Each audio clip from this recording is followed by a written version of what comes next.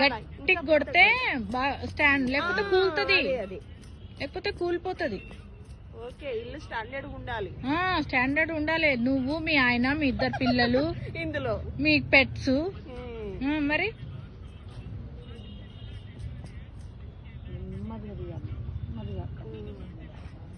నా గూడు ఎలా వస్తుంది?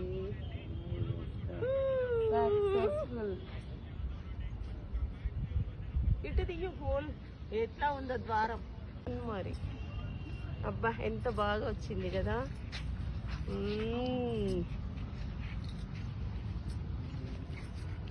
పిట్ట కూడా చేసావా? యా, ఎలా ఉంది రాణి? సూపర్, బాగుంది కదా.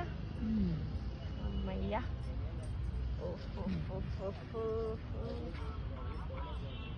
నీ గూడు కుళ్ళు దానా.